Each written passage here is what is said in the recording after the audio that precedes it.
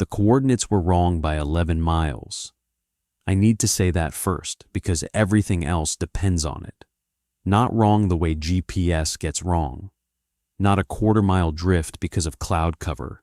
Not a rounding error on a decimal point. 11 miles. My unit placed me 11 miles southeast of where I actually was, and it did it with full signal strength. 4 satellites locked, no interference warning, no recalculation prompt. It simply told me with complete confidence that I was standing in a place I was not. I've been a land surveyor for 14 years. I work for a private firm out of Reno that contracts with county assessors' offices, BLM field stations, and occasionally the Nevada Department of Transportation. Most of what I do is boundary verification, confirming that the legal descriptions on file match the physical reality of where a property line actually falls. It's not exciting work, it's precise work. That's what I'm good at, precision.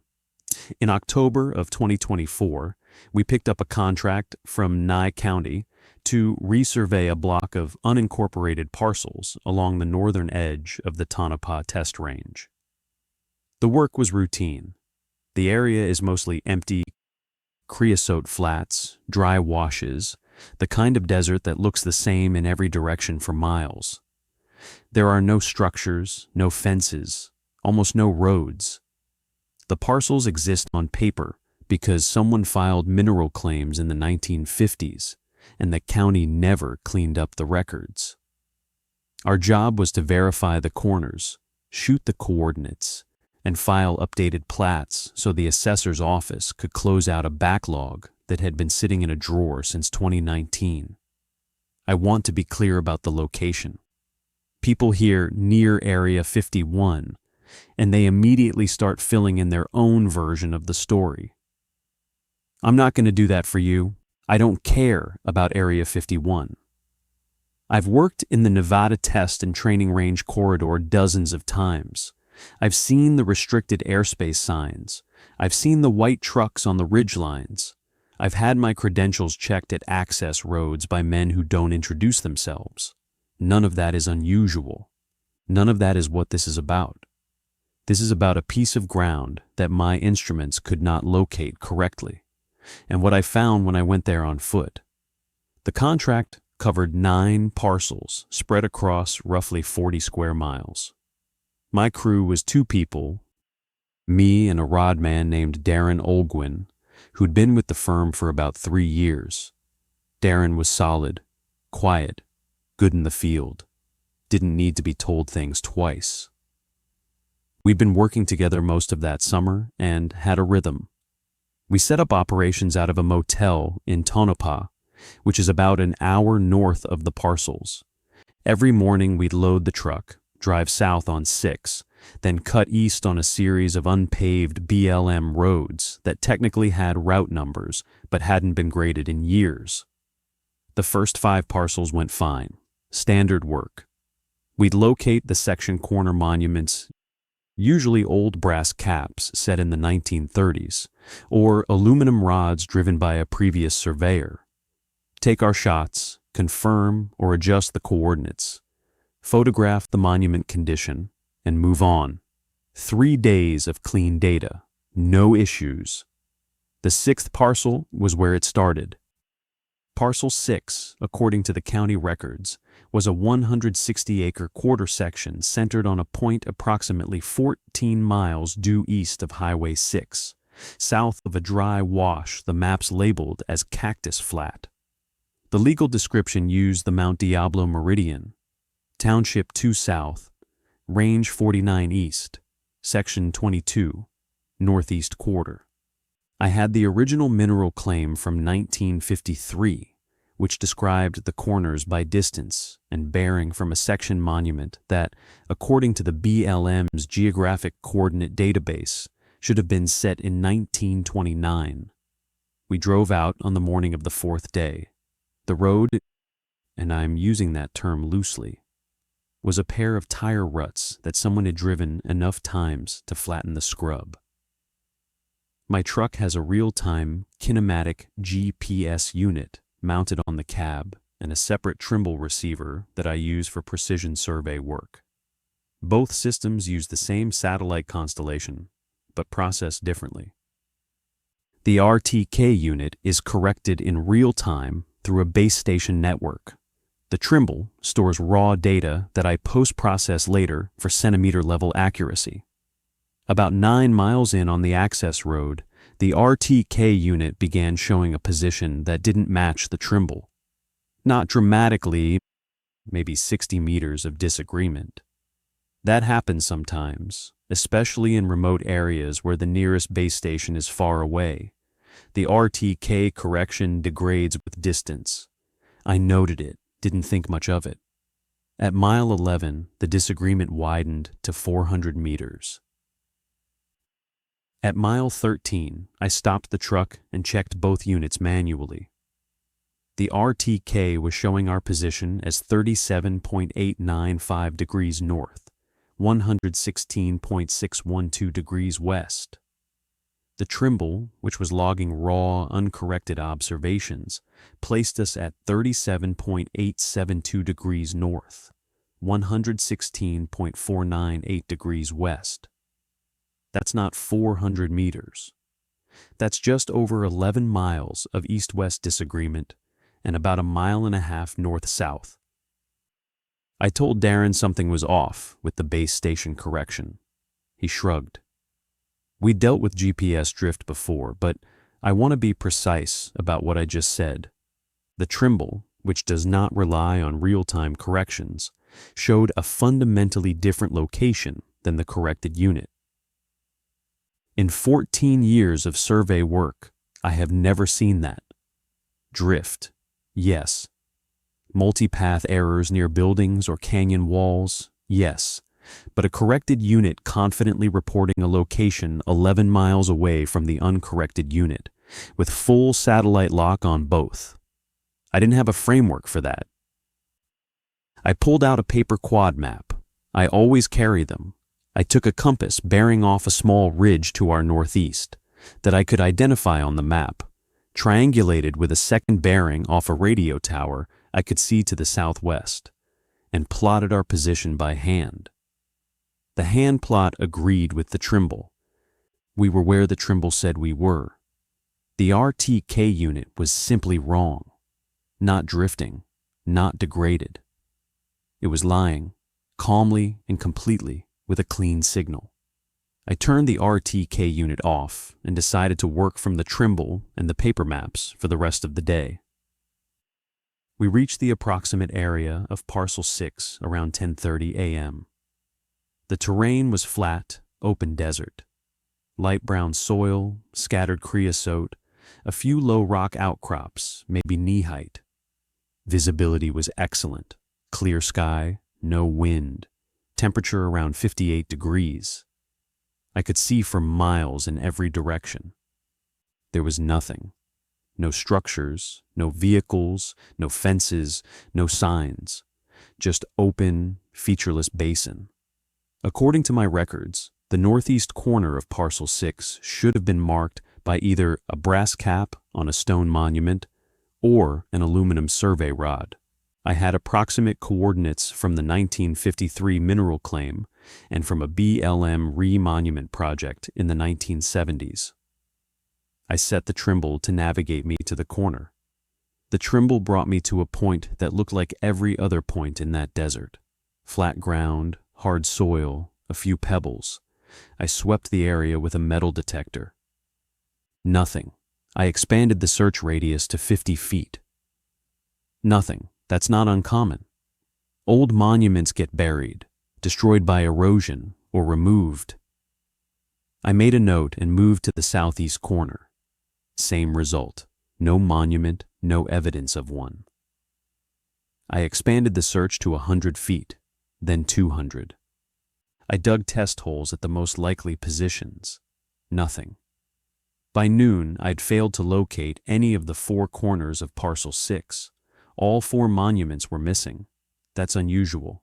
Losing 1 or 2 corners is normal. All 4 in an area with minimal disturbance, where the BLM supposedly remonumented in 1978 That's irregular. I made a note to request the BLM's monument records when I got back to Tonopah. Darren was sitting on the tailgate eating a sandwich when he said something offhand that I almost didn't register. He said, "Soil's different here." I looked at him. He pointed at the ground about 30 feet south of the truck. I walked over. He was right. There was a line. Not a sharp line, but a visible transition. Where the soil color shifted from the light tan of the surrounding desert to a slightly darker, slightly grayer tone. The texture was different too. The surrounding soil was loose, granular, typical alluvial desert surface. The gray soil was denser, more compacted, and had a faint uniformity to it that didn't look natural. It looked like fill, like someone had excavated and backfilled. The transition ran roughly east-west. I paced it. It was straight, not perfectly straight, but straighter than any natural soil boundary I've ever seen. I followed it east for about 200 yards before it curved slightly south, and I lost it in a patch of thicker scrub. I went back and followed it west, same distance, roughly, maybe 250 yards, before it faded into ambient soil variation. In total, I was looking at a strip of subtly different soil, approximately 500 yards long and maybe 20 feet wide, oriented east-west, straight, in the middle of 40 miles of undisturbed desert. I took photos. I took GPS coordinates along the strip at 20-yard intervals. The Trimble recorded them without any of the anomalies the RTK had shown. Darren asked me what I thought it was. I said it could be an old road grade, a utility trench, a buried pipeline. Plenty of things get buried in the desert and forgotten. But I noted that there was no record of any easement, utility corridor, or road on the BLM surface management maps, and Nye County's parcel records showed no easements or encumbrances on the mineral claims in this section. Whatever it wasn't in any record I had access to. We finished what we could on Parcel 6, flagged the missing corners as monument not found, and drove back to Tonopah. That night, I pulled up everything I could find on the area. BLM surface management maps, USGS quad maps from 3 different decades, county assessor records, mining claim files. I checked the Nevada Bureau of Mines and Geology. I checked aerial photography through the USGS Earth Explorer archive. The aerials were what stopped me. The most recent imagery I could pull for that area was from 2016, a set of orthorectified NAIP photographs at 1 meter resolution. I found the approximate location of the soil strip using the coordinates I'd logged. At 1 meter resolution, you can see roads, structures, large vehicles, vegetation patterns. I expected to see either a faint linear feature confirming the strip or nothing at all. What I saw was a gap. The imagery existed north of the strip and south of it, but directly over the area where I'd walked, a rectangular zone roughly 600 meters east-west and 400 meters north-south. The image was replaced by a uniform field of pixels that didn't match the surrounding terrain. It wasn't blacked out, it wasn't obviously censored, it was filled with a synthetic texture, a kind of averaged desert color that, if you weren't looking for it, would blend seamlessly with the surrounding ground. But when I overlaid it against the adjacent imagery, the pixel pattern didn't match. The synthetic patch had no shadows, no variation in scrub density, no tire tracks, no natural soil patterning. It was a fill layer. Someone had painted over that rectangle in the source imagery before it was published. I checked the 2014 NAIP imagery. Same rectangle, same fill, 2012, same. I went all the way back to 2005, which was the earliest available in the archive. Same.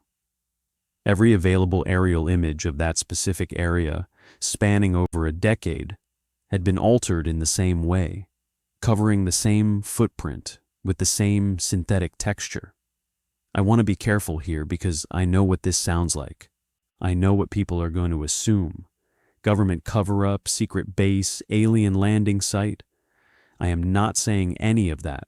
I'm telling you what the imagery showed, which is that a consistent rectangular area of ground had been masked in every publicly available aerial photograph for at least 11 years, and that the area it covered coincided with a physical feature on the ground, a strip of anomalous soil that was not recorded in any land record I could access.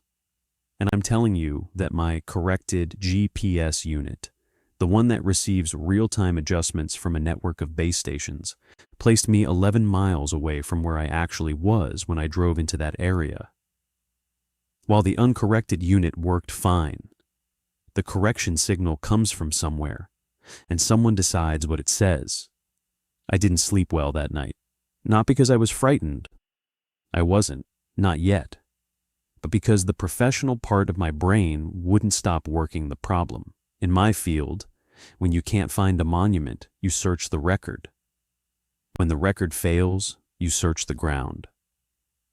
When the ground doesn't match the record or the imagery, that's a discrepancy that has to be resolved before you can certify anything. You can't just skip it. The whole point of a survey is to reconcile what's on paper with what's physically there. And right now, nothing was reconciling. The next morning, I called the BLM state office in Reno and asked for monument recovery records for Township 2 South, Range 49 East, Section 22. The woman I spoke to was helpful. She pulled the cadastral records while I waited. She confirmed that a monument restoration crew had visited the section in 1978 as part of a larger project and had set aluminum rods at all 4 quarter-section corners with witness posts. She read me the descriptions. They matched what I'd expected to find. Then I asked if there were any subsequent visits or disturbance reports. She went quiet for a moment, and I heard keys clicking. She came back and said there was a notation from 1991, a single-line entry that read, "Monuments in an E-quarter removed per interagency agreement. See DOE File 91-0413. I asked her what DOE File 91-0413 was. She said she didn't have access to it. I asked who would. She said probably the Department of Energy's Nevada field office, but that she couldn't transfer me. She suggested I submit a FOIA request. I wrote down the file number, DOE, Department of Energy, the same agency that manages the Nevada National Security Site, which borders the area where I'd been working, the same agency whose test range activities have shaped that part of the state for 70 years. Someone had the survey monuments on Parcel 6 removed in 1991, and the authorization came from the Department of Energy. I filed a FOIA request that afternoon. Then I went back to the field. I wanted to look at the soil strip again, this time more carefully. I brought a hand auger, a simple tool, basically a long-handled soil sampler that lets you pull cores from shallow depths. I also brought a proton magnetometer, which I sometimes use to locate buried iron objects like old pipes or well casings. If the strip was a backfilled trench over a buried utility, the magnetometer would likely pick up some signature. We drove back out. Same road, same 13 miles of unpaved nothing. This time, I left the RTK unit running, but didn't rely on it. I wanted to see what it did. At mile 9, the RTK position began diverging from the Trimble again. By the time we reached the area near Parcel 6, the disagreement was back. Roughly 11 miles of east-west offset, consistent with the previous day. The error wasn't random. It was the same error in the same direction, starting at approximately the same point along the access road. That made no sense as a malfunction. Equipment malfunctions are noisy. They produce variable errors, inconsistent from moment to moment. This was clean and repeatable. The RTK unit was receiving a correction signal that was deliberately shifting its position calculation by a fixed offset. Not broken, redirected. GPS spoofing is real. The military has been doing it for decades. The concept is simple. You broadcast a fake correction signal that overrides the legitimate one, and every receiver in range that's set to accept corrections will report a false position. The uncorrected receiver works fine because it's not listening to the spoofed signal. I'd read about it in trade journals. I'd never encountered it in the field. But I was encountering it now, and it was localized. The spoofing started at a specific point along the road and remained consistent within a specific area. Someone was protecting a geographic zone by making corrected GPS instruments lie about where they were. I parked the truck near the same spot as the previous day and walked to the soil strip. It was still there, still visible, still that faint gray-brown line against the lighter desert surface. I set up the magnetometer and began a grid survey, walking north-south transects across the strip at 5-meter intervals. The magnetometer showed nothing for the first 3 transects. Ambient background.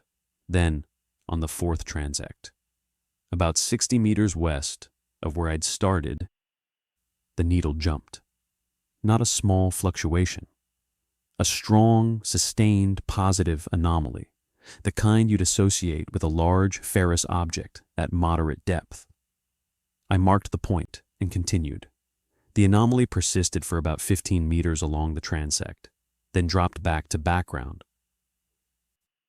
I ran a parallel transect 5 meters west. Same anomaly, same location, same intensity. I ran 3 more. The anomaly formed a consistent subsurface feature roughly 15 meters wide, aligned with the soil strip, at a depth I estimated, based on the signal strength, that somewhere between 8 and 15 feet.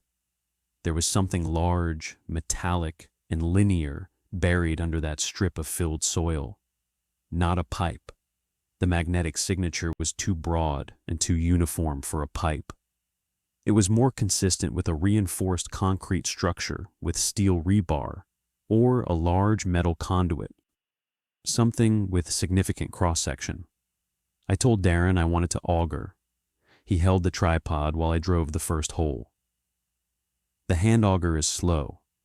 You twist it down, pull it up, empty the core, and repeat. For the first 4 feet, the cores were consistent with what I'd expect.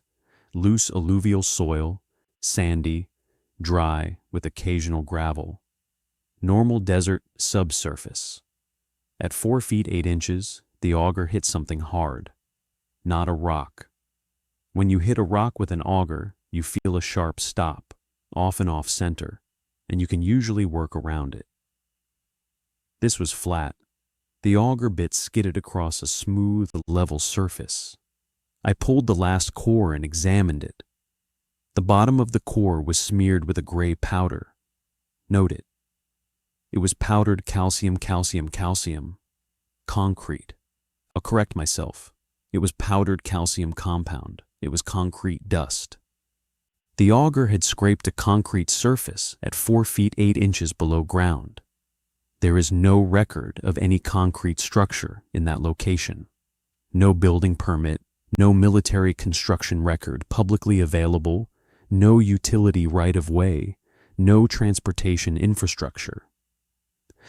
The nearest known concrete structure is the remains of an old mining operation about 12 miles northwest, and concrete doesn't occur naturally in desert alluvium. I augered 2 more holes, each 10 meters apart along the strip. Both hit the same surface at approximately the same depth, 4.5 to 5 feet. A flat, level concrete surface, buried under less than 5 feet of fill, extending at least 20 meters along the line of the strip. Darren was quiet while I worked. When I finished the third hole and sat back on my heels, he said, "We should probably stop." He didn't say it like he was scared. He said it like he was making a professional judgment, and professionally, he was right.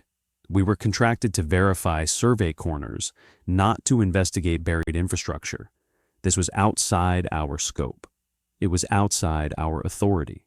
It was on land managed by the BLM, adjacent to a restricted military zone, in an area where someone had already removed the survey monuments under a Department of Energy directive and was actively spoofing GPS signals.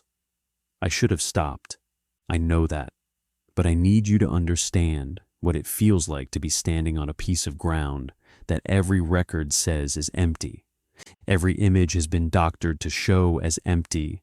Every instrument has been tampered with to prevent you from locating accurately. And you can feel concrete under your feet. Not metaphorically, through an auger, sure, but the principle is the same.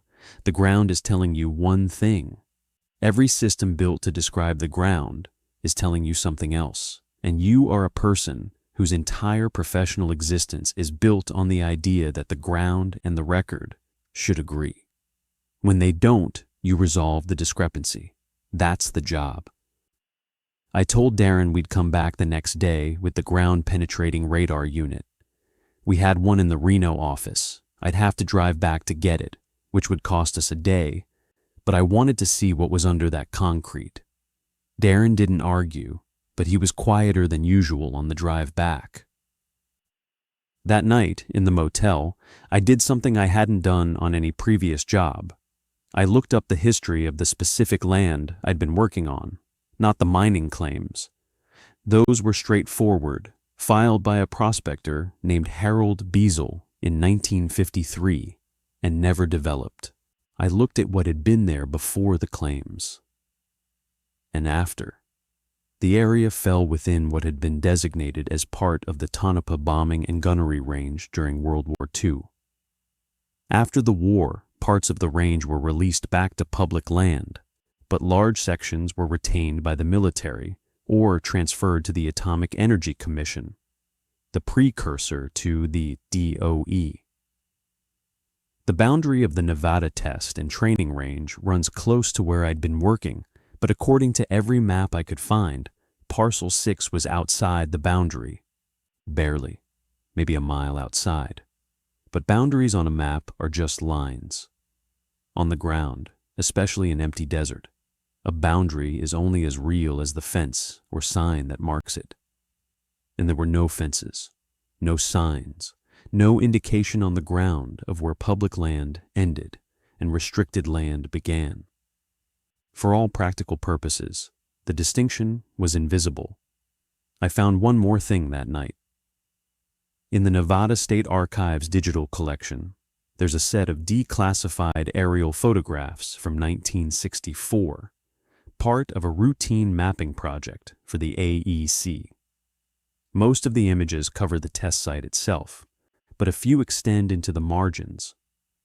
I found one frame that included the area near Parcel 6. The 1964 photograph showed a road, a straight, unpaved road running east-west across the desert floor, in almost exactly the position where I'd found the soil strip. And at the eastern end of the road, not at the edge of the frame, but clearly visible in the center of the image, there was a cluster of small rectangular shapes, structures, low, flat-roofed, maybe 5 or 6 of them, arranged in a loose row. No vehicles visible, no activity. Just buildings in the desert, connected by a road, in a place where no buildings are recorded to have existed. The 1964 image was not masked. It was not altered. Whatever had been built there was visible 60 years ago, and someone had photographed it. The concealment in the modern imagery was applied later to hide what was already documented in an older archive that apparently nobody thought to check. I drove to Reno the next morning, picked up the GPR unit, and drove back. The round trip cost me 10 hours. I barely noticed. I kept thinking about those rectangular shapes in the 1964 photograph. 5 or 6 small buildings in the middle of nothing, connected to nothing, with no name, no designation, no record in any archive I could find. Built sometime before 1964, presumably by the AEC or the military, on land that was, or was supposed to be, just outside the boundary of the restricted zone. When I got back to Tonopah, I found a manila envelope under my motel room door. No postmark, no return address, no stamp. It had been hand-delivered. Inside was a single sheet of paper, a photocopy of a typewritten document. The letterhead read, Atomic Energy Commission, Nevada Operations Office. The date was March 14, 1962. The subject line read, Site 17B, Subsurface Monitoring Installation, Phase 2 Construction Authorization. The body of the memo was short. It authorized the construction of what it called a subsurface environmental monitoring array at a location described by legal coordinates that I recognized immediately. They were the coordinates of Parcel 6. The memo specified that the installation would consist of, and I'm reading from my photograph of the document, a reinforced concrete monitoring gallery at a depth of 6 feet, approximately 480 linear feet, with instrument access points at 40-foot intervals, connected to a surface observation structure at the eastern terminus. The memo was signed by someone whose name I couldn't read. The photocopy was degraded at the bottom, but the distribution list included the Bureau of Land Management Nevada State Office, the USGS, and an entity I didn't recognize, DASA/NV Ops, DASA, Defense Atomic Support Agency, a Department of Defense organization that existed from 1959 to 1971, responsible for nuclear weapons effects testing. It was eventually reorganized into what's now the Defense Threat Reduction Agency. Someone had built an underground monitoring gallery, a concrete tunnel, essentially, in 1962, on land just outside the test range boundary, and the authorization involved both the Atomic Energy Commission and the Department of Defense's Nuclear Weapons Effects Agency. The purpose was described as environmental monitoring. Monitoring of what, the memo didn't say. And someone had put a copy of this memo under my door. I sat with that for a long time. Darren didn't know where I was staying. I hadn't told him my room number, only the motel name. The front desk, when I asked the next morning, said no one had left anything for me. They hadn't seen anyone. The envelope wasn't there when I'd left for Reno at 5 a.m. It was there when I returned at 11 p.m. Someone had come to my room during the day while I was gone and left a classified, or formerly classified, government document. The question I couldn't answer was whether this was a warning or an invitation. I barely slept. At 5:30 a.m., I loaded the GPR unit into the truck and drove back out. Darren met me in the parking lot and looked at me for a long moment before getting in. I think he could see that something had shifted. I didn't tell him about the envelope. I'm not sure why. Maybe because the information in it changed the nature of what we were doing, and I didn't want to make that his problem. The drive out was the same as before. Mile 9, the RTK unit started lying. Mile 13, we were in full spoofing territory. I parked at the strip. The ground-penetrating radar works by sending electromagnetic pulses into the soil and recording the reflections from subsurface features. It produces a cross-section image. a vertical slice of whatever's below you. I calibrated it for the soil type, dry alluvial sand and gravel, and set the depth range to 20 feet. I ran the first transect perpendicular to the strip, north to south, right over the point where I'd augured through to concrete. The image was unambiguous. At approximately 4.5 feet below the surface, there was a strong, continuous horizontal reflector, the top of the concrete surface. Below it, the GPR showed a void, an airspace, about 6 feet tall by roughly 12 feet wide. Below the void, another strong reflector, the floor, and below the floor, undisturbed native soil.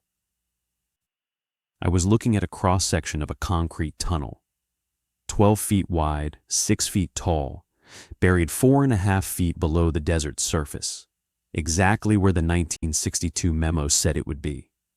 I ran 20 more transects, spaced 10 meters apart, moving east along the line of the soil strip. The tunnel continued in every one, consistent dimensions, consistent depth, consistent construction. 200 meters of verified subsurface gallery, and the GPR signal was still showing it clearly when I reached the edge of the area I'd mapped. Then I ran a transect at the eastern end of the strip, where the 1964 aerial photo had shown surface structures. The GPR image changed. The tunnel widened. The void space expanded from 12 feet to what looked like 25 or 30 feet across. The ceiling reflector became irregular, not damaged, but shaped differently, as if the gallery opened into a larger chamber. And there were vertical reflectors, walls or partitions, extending from floor to ceiling inside the widened space. I was standing on top of an underground facility, not a tunnel, a facility with rooms. Darren was holding the cable and watching the screen over my shoulder. He hadn't said a word in an hour. Now he said, "What's in it?" I didn't know. The GPR can't tell you what's inside a void. It can only tell you the void is there. But I could see something on the screen that I hadn't expected.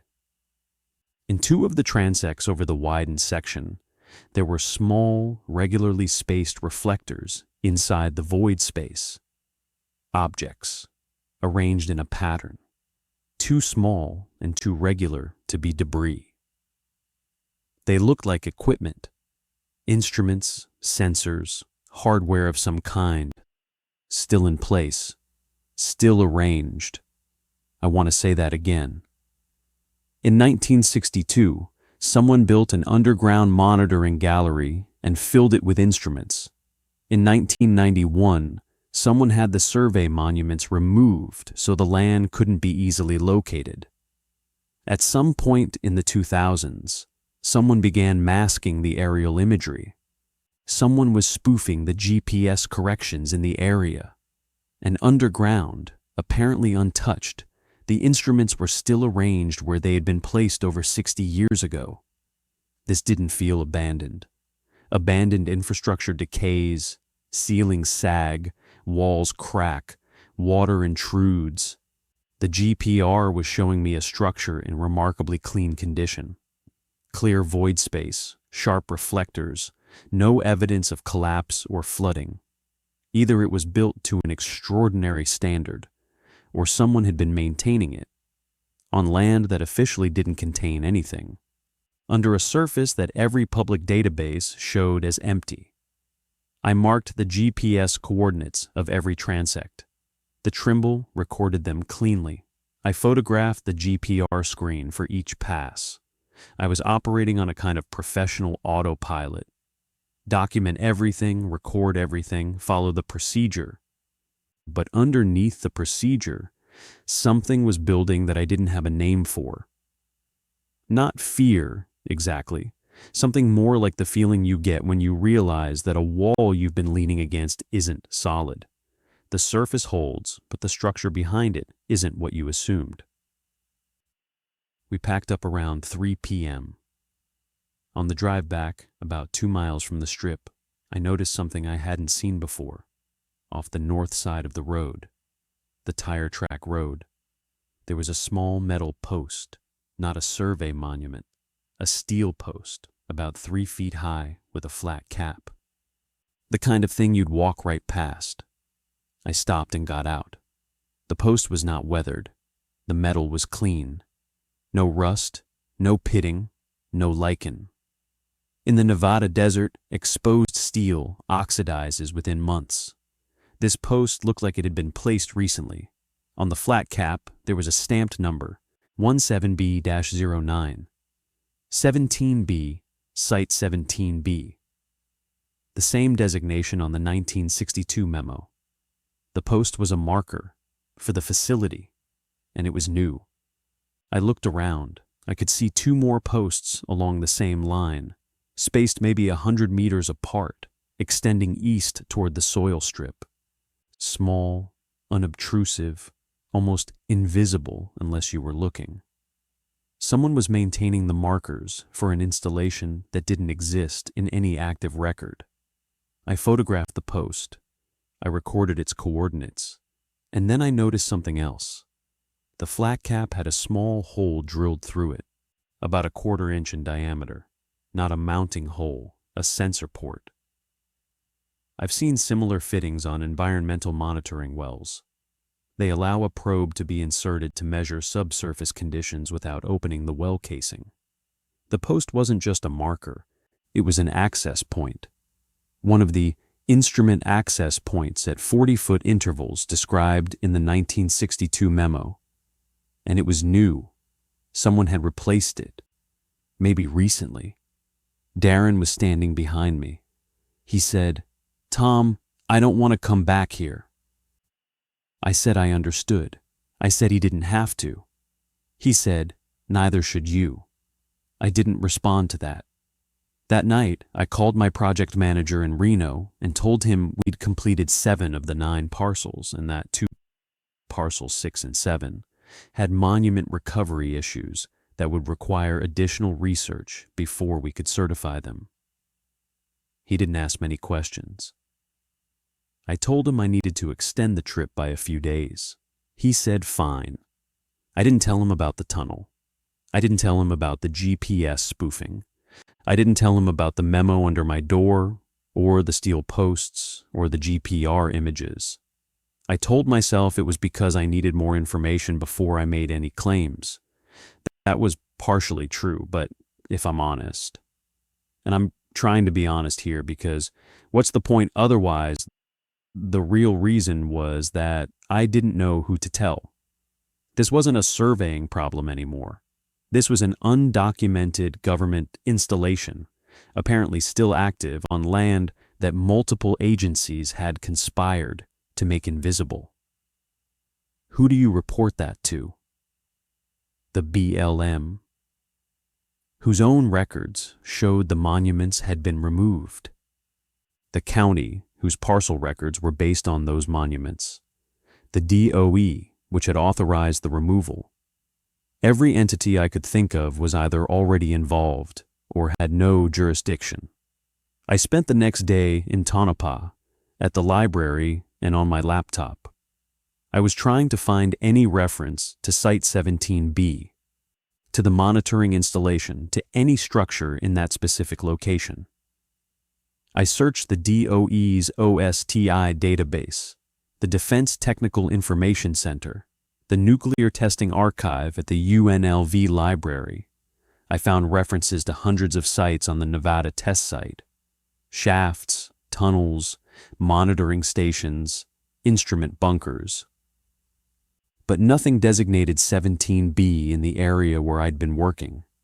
I did find something else, though, in a declassified DOE report from 1993. A remediation summary for the Nevada test site. There was a brief section on what the report called off-site monitoring installations.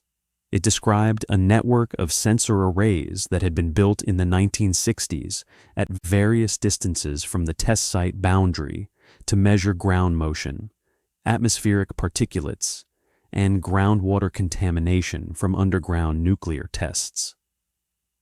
The report noted that most of these off-site installations had been decommissioned and remediated, meaning the equipment was removed and the sites were backfilled. But there was a footnote. I almost missed it. That listed 3 installations as exempted from remediation per DoD request.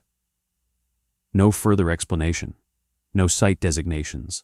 No locations. 3 off-site installations, built to monitor nuclear test effects, deliberately kept active after every other similar facility was decommissioned. In 1993, over 30 years ago. The last underground nuclear test at the Nevada test site was Divider on September 23, 1992. The Comprehensive Nuclear Test Ban Treaty was signed in 1996. There have been no nuclear tests in Nevada for over 30 years. So what exactly was a monitoring installation still monitoring? I went back the next day, alone.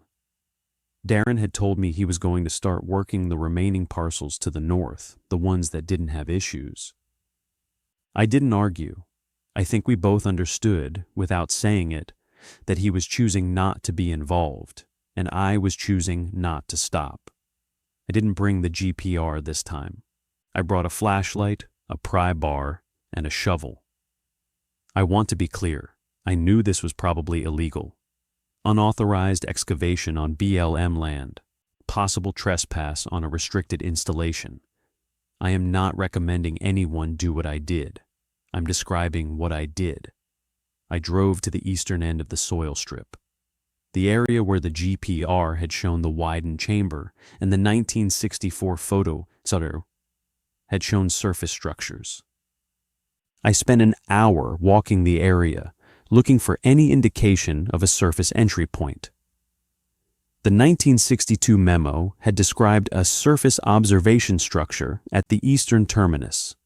In the 1964 photo, there had been buildings. Now there was nothing visible, just flat desert.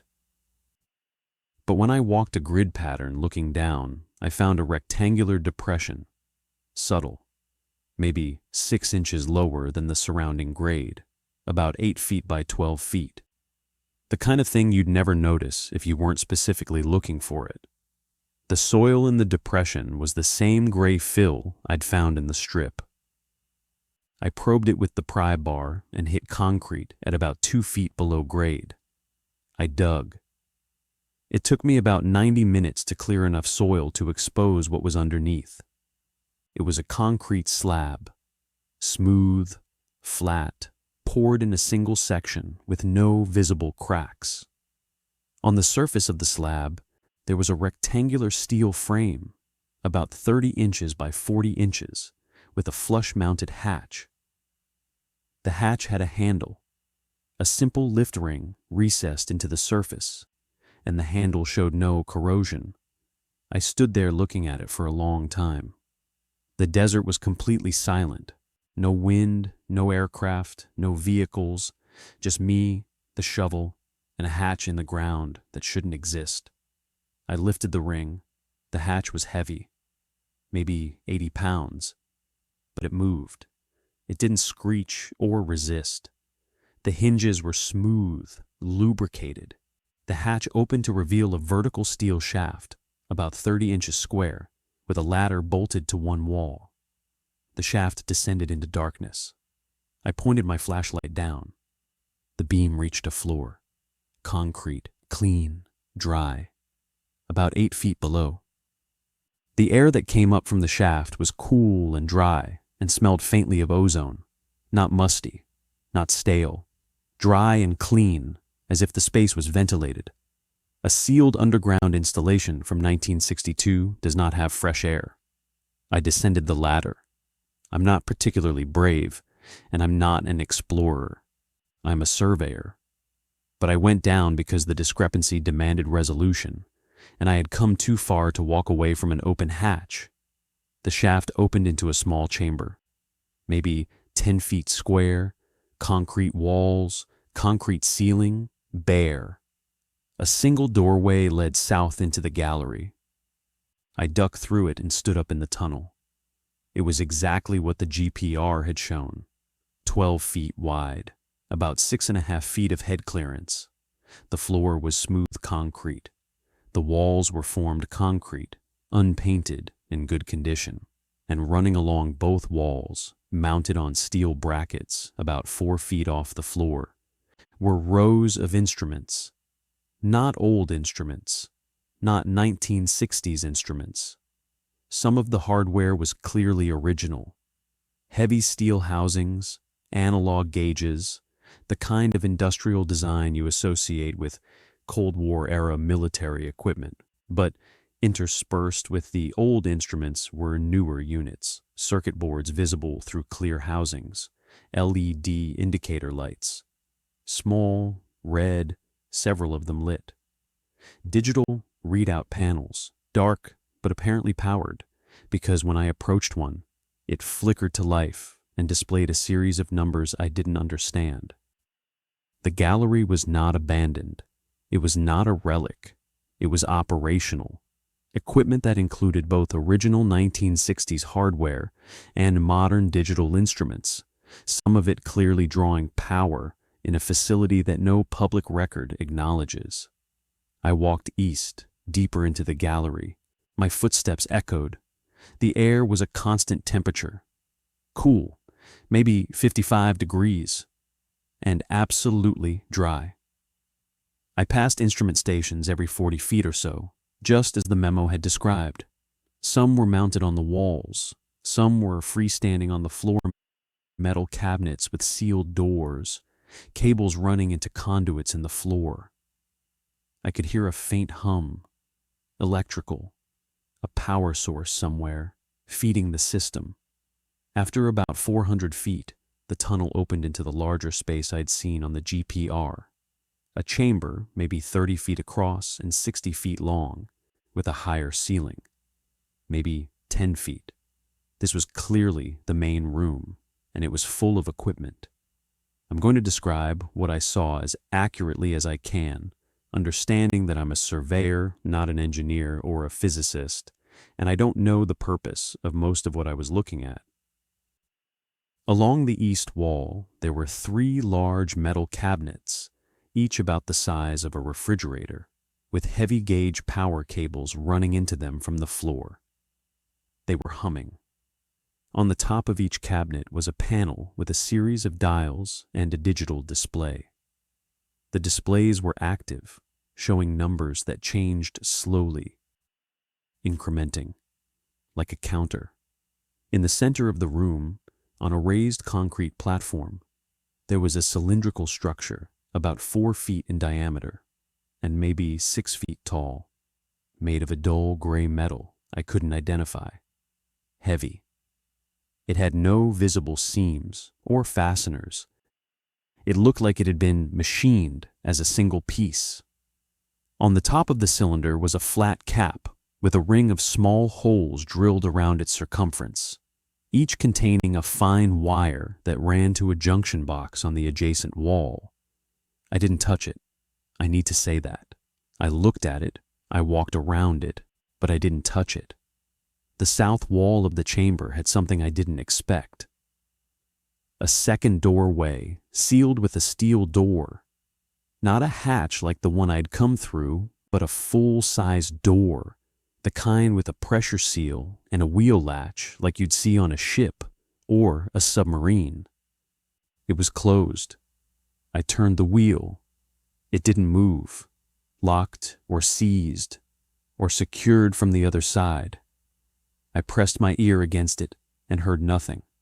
I knocked on it, 3 raps with my knuckle, and the sound was absorbed without any resonance, which told me the door was either extremely thick or backed by a space filled with material. I stepped back and looked at the door for a while. Then I noticed something above it, a small, dark hemisphere mounted on the wall, about the size of a golf ball. I'd seen enough of them in my life to know what it was, a camera housing. The lens was pointing at the door and at me. I looked around the chamber. There was a second camera above the entrance I'd come through, and a third in the corner, covering the equipment in the center of the room. 3 cameras in an underground facility that doesn't exist. I cannot tell you that they were active. I couldn't see any indicator lights. I couldn't hear any mechanism. But the housings were clean. The mounts were secure, and the cable runs from each camera disappeared into sealed conduits in the ceiling, which meant they were connected to something, somewhere. I became aware, in that moment, of a feeling I can only describe as the sudden understanding that I was not the most informed person in the room. Until then, I'd been the one uncovering information, finding the strip, reading the memo, running the GPR, opening the hatch. I had been moving towards something. But standing in that chamber, looking at a camera that might or might not be watching me, I realized that whatever I had found, it had already been found. It was known. It was maintained. It was monitored. My discovery was not a discovery at all. It was an arrival. I had walked into a place that was waiting. Not waiting for me specifically, just waiting, the way a system waits. Operational, patient, indifferent to whether anyone comes or not, but equipped to register it if they do. I left. Not quickly. I didn't run. I walked back through the gallery, climbed the ladder, closed the hatch, and pushed soil back over it. I drove back to Tonopah in silence. My hands were steady on the wheel, but my mind was running a calculation I couldn't complete. A facility built in 1962 to monitor nuclear test effects, exempted from decommissioning in 1993, still powered, still instrumented, still maintained with modern equipment, in a location that has been actively concealed from every public record system. GPS, aerial imagery, land records, cadastral surveys, for decades. Why? The nuclear tests ended in 1992, but the monitoring didn't. The 1993 report said 3 installations were kept active at the Defense Department's request. If the purpose was to monitor residual radiation or ground motion from past tests, that data would have been collected and analyzed years ago. The effects of underground nuclear detonations are well studied. There is no scientific need for a continuously operating underground sensor array more than 30 years after the last test, unless it's monitoring something else, or unless what it detected didn't end when the testing did. I filed my FOIA request for DOE File 91-0413 on October 11, 2024. On November 19th, I received a response. The file was classified under Executive Order 13,526, Section 1.4a, Military Plans, Weapon Systems, or Operations, and 1.4g, Vulnerabilities or Capabilities of Systems Relating to National Security. My request was denied in full. I filed a FOIA request for any records pertaining to Site 17B. On December 3rd, I received a 1-sentence response. No records responsive to your request were located. No records for a facility I had physically entered. I filed a 3rd request, this time to the Defense Threat Reduction Agency, the successor to DASA, asking for records of any monitoring installations in Nye County constructed between 1960 and 1965. On January 8, 2025, I received a response stating that my request had been referred to the Department of Energy for processing, as the records originated with another agency. The same agency that had already told me no records existed. The loop was closed. DOE says no records exist. DTRA says DOE has the records. Neither agency acknowledges the facility. Both agencies appear in the 1962 authorization memo, and someone is still changing the batteries. I made one more trip. Late October, a week after I'd gone inside. I didn't go back to the strip. I drove to the area and parked on a low rise about half a mile north, where I had a clear line of sight to the eastern end where the chamber was located. I set up a spotting scope, the kind I use for locating distant survey monuments, and watched. For 3 hours, nothing. Then, at 2:17 p.m., a white pickup truck came from the east on a road I hadn't seen before. Not the tire track road I'd been using. A different route, approaching from the direction of the restricted range boundary. The truck drove directly to the area above the chamber. 2 men got out. They were wearing tan coveralls, no visible insignia, no hard hats, just plain coveralls. One of them walked to a point I recognized as the soil depression over the hatch. He bent down. I couldn't tell if he was inspecting the hatch or checking something else, but he spent about 5 minutes there. The other man walked along the line of the soil strip, stopping at several of the steel posts I'd found, apparently checking them. After about 20 minutes, they got back in the truck and drove east, back the way they'd come, and disappeared over a low ridge that blocked my view of whatever lay beyond. Maintenance crew, routine visit. The kind of activity that would be completely unremarkable if the facility they were maintaining existed in any record. But it doesn't. And their access road, the one from the east, came from inside the restricted range.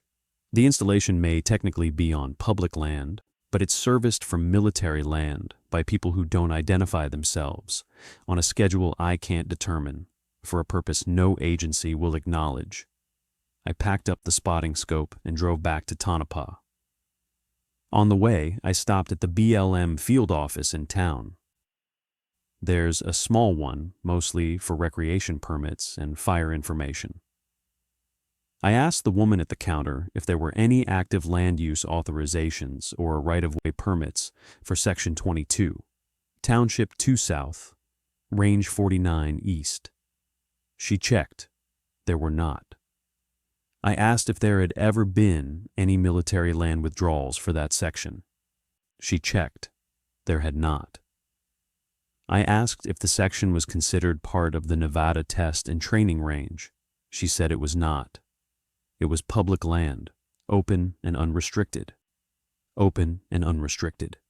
With an active underground facility serviced by a military road, concealed by GPS spoofing and altered satellite imagery, containing operational instruments monitored by cameras, sealed behind a pressure door that locks from the inside. I completed the survey contract. Parcels 6 and 7 were filed as unable to certify. Monuments destroyed, records conflicting. My project manager accepted the report without questions. The county assessor's office acknowledged the filing. Nobody asked me why the monuments were destroyed or what I'd found in their place. The system processed the gap and moved on. I went home to Reno. I've thought about this every day since. I want to tell you what I think, but I'm cautious, because I don't have enough information to think anything with certainty. What I have is a body of physical evidence. Soil disturbance, concrete, instruments, power, cameras, maintenance activity, and a body of documentary evidence. One authentic government memo, one declassified report with a relevant footnote, and 3 FOIA responses that confirm the classification without confirming the existence. What I don't have is any understanding of what the instruments in that gallery are measuring. I think about the cylinder in the center of the chamber, the machined metal, the fine wires, the sensor ring. I think about the counters on the cabinets, slowly incrementing. I think about the fact that somebody right now, probably today, is receiving data from equipment buried under a piece of desert that every public system says is empty. And I think about one more thing. When I was in the chamber, standing near the cylinder, I felt something I haven't reported until now, because I don't know how to frame it professionally. The air near the cylinder was warmer than the rest of the room, not by much, a few degrees, but in a sealed underground space with uniform ventilation, there shouldn't be a localized heat differential. Heat means energy. Energy means process. Something in that cylinder was active, not just recording, active. I don't know what it was. I don't know what any of this was. Not really. Not in the sense of understanding its purpose. I know what I found. I know it's real. I know it's maintained. I know it's classified. And I know that the ground I stood on, the ground that every map says is empty desert, is not empty. There's one last thing. About a week after I got back to Reno, I was reviewing the photographs I'd taken in the chamber. I was zooming in on one of the instrument panels, trying to read the numbers on the display, when I noticed something in the background of the image. Behind the panel, on the wall, partially hidden by a cable run, there was a small printed label, the kind of industrial label you put on equipment for inventory tracking. I enhanced the image as much as I could. The label read, "Last serviced September 14th, 2024. September 14th, 2024, 1 month before I arrived. The equipment had been maintained, inspected, and documented less than 30 days before I walked in. I haven't gone back. Darren took a job with a different firm. He never said it was because of this, but the timing was close. My FOIA appeals are still pending. The NAIP aerial imagery for 2024 was released last month. I checked the area immediately. The rectangle is still masked, but it's larger now. The synthetic fill area has expanded by roughly 200 meters to the north, covering the low rise where I sat with the spotting scope. Someone knows where I watched from, and they've adjusted accordingly. I still have the memo. I still have the photographs. I still have the GPR data and the magnetometer readings and the Trimble logs showing the GPS spoofing. Everything is documented. Everything is backed up in 3 locations. I'm not sure what to do with any of it because every channel I've tried has either denied the facility exists or classified the evidence of its existence. But I can tell you this. I've been surveying land in Nevada for 14 years. I've measured thousands of parcels, located thousands of monuments, reconciled thousands of records. And in all that time, I have never, not once, encountered a piece of ground where every system designed to describe it has been deliberately made to lie.